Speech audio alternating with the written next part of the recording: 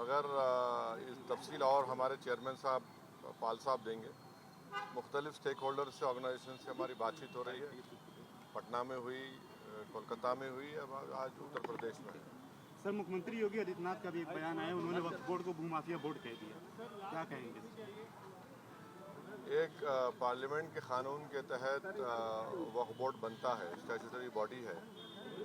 उसके ताल्लुक से एक संविधानिक पोस्ट पर रहकर इस तरह की वाहियात बात वो करते हैं, तो वो मैं इसका कंडेम करता हूँ। और वो क्यों कह रहे हैं? इसलिए कह रहे हैं कि वो नफ़रत की फ़िज़ा जो है मुसलमानों के ख़िलाफ़ उसको और फैलाना चाहते हैं।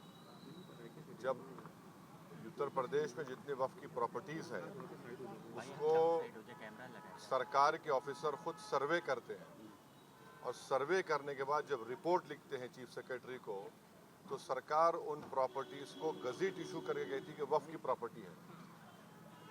वो कैसे इस तरह की बात करते हैं? तो ये सिर्फ और सिर्फ नफरत फैलाना इनका काम है, और वही काम कर रहे हैं। सर, मीडिया रिपोर्ट्स में ये बात आई है कि उत्तर प्रदेश सरकार ने अभी ये बात कही यहाँ पर IAS के थ्रू कि 80% के आसपास जो वक्फ की संपत्तियाँ हैं वो सरकार की संपत्ति है। सुनिए, अभी हम जवाब दिए हैं।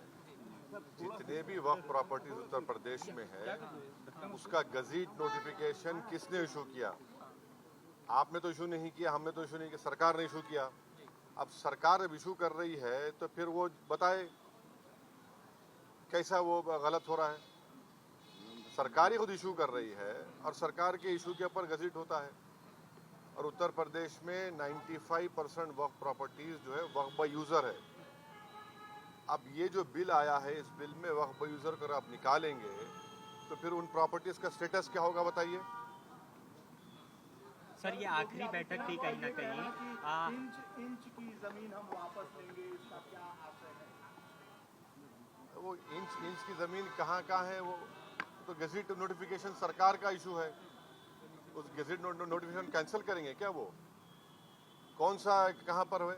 अच्छा, संभल की मस्जिद है, ASI का मॉन्यूमेंट है, और उस मॉन्यूमेंट के 5 फीट के ऊपर आप आउटपोस्ट बना रहे हैं, तो 100 मीटर्स का कानून लागू नहीं होता उसके ऊपर? क्या बात कर रहे हैं? और फिर वो लोग भी तो, वो जो प्रॉपर्टी है 39A में मुरादाबाद की वक्फ की रजिस्टर्ड है वो। अब देखिए, अब बजट सेशन के आखिरी दिन तक रेजोल्यूशन से पार्लियामेंट ने टाइम दिया है। अब हम तो हमारे चेयरमैन साहब से रिक्वेस्ट किए हैं कि आप इसको जल्दबाजी मत करिए, पूरा सुनने दीजिए।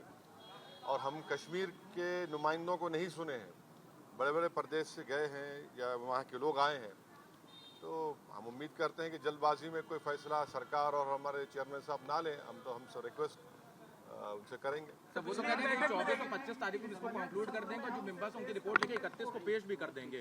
तो वक्त जो टाइम बाउंड आप देखिए, वो 24-25 को मीटिंग है, मगर मैं प्रियम्प्ट नहीं कर सकता क्या होगा बोलने के लिए। सर, पिछली कुछ बैठकों में देखने को मिला था हिंसा हो गई थी, सांसद आपस में उत्तराखंड में UCC को लेकर उन्होंने कहा ये इसको UCC नहीं बोल सकते आप। Hindu marriage act, Hindu succession act को एक्सेप्शन दे रहे आप, ट्राइबल्स पे लागू नहीं होगा। कहाँ का यूनिफॉर्म सिविल कोड है ये? आप सिर्फ मुसलमानों को उनके मजहबी तरीके से शादी या डिवोर्स या फिर जायदाद का बंटवारा उसको रोक रहे हैं।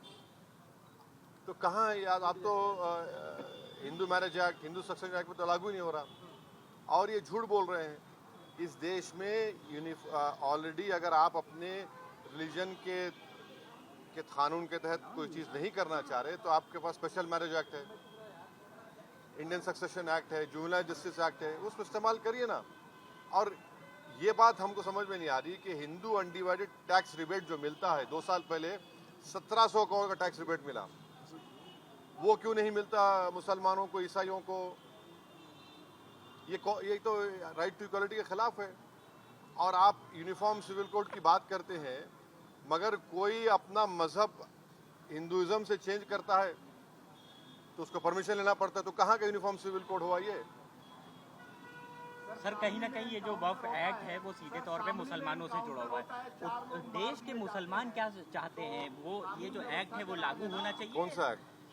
वक्फ अमेंडमेंट एक्ट। नहीं, देखिए, जहाँ तक हम जानते हैं, मुसलमानों का एक बहुत बड़ा ऑर्गेनाइजेशन है, all India Muslim personal law board, जिसमें मुसलमानों के मुख्तलिफ मसलक और मुख्तलिफ ऑर्गेनाइजेशन, सोशल, रिलीजियस सब हैं। सब ने उसमें पर्सनल लॉ बोर्ड ने इसको रिजेक्ट किया है और सब ये कह रहे हैं कि 2013 का जो कानून है वो बेहतर है, जो प्रिंसिपल एक्ट है। आज आप कोई कानून ला रहे हैं तो वक्फ की इस जायदाद को बचाने के लिए नहीं, वक्फ की जायदाद को बर्बाद करने के लिए ला रहे हैं।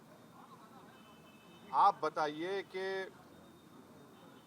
वक्फ बोर्ड में नॉन मुस्लिम मेंबर कैसे होगा? उत्तर प्रदेश में काशी विश्वनाथ बोर्ड है, क्या कोई नॉन हिंदू मेंबर बन सकता है? नहीं बन सकता है।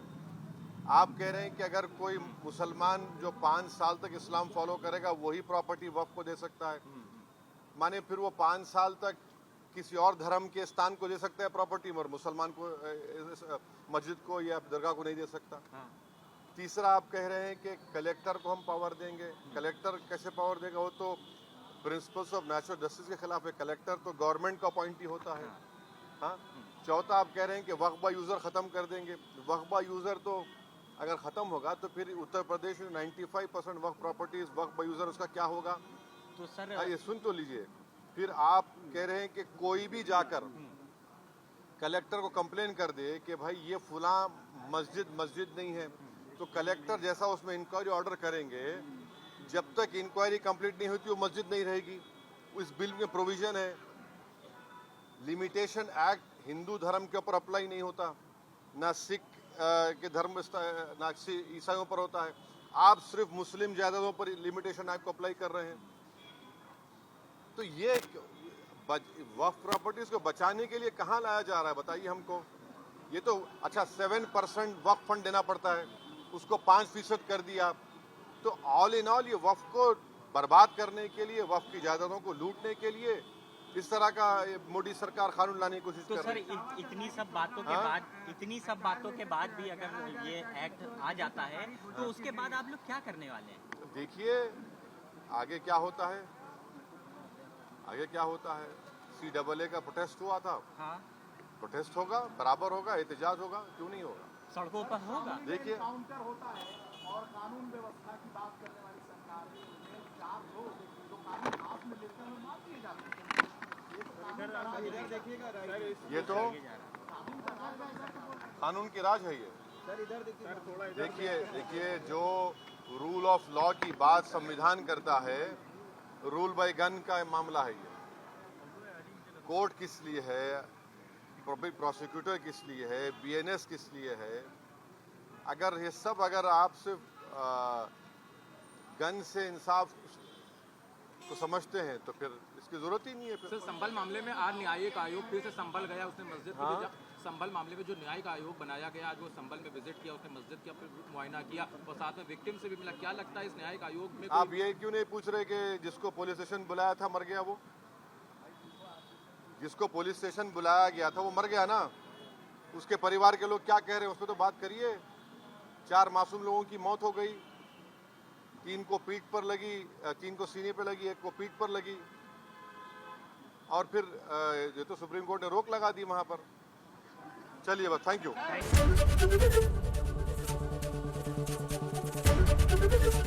ABP गंगा, खबर आपकी, जुबान आपकी।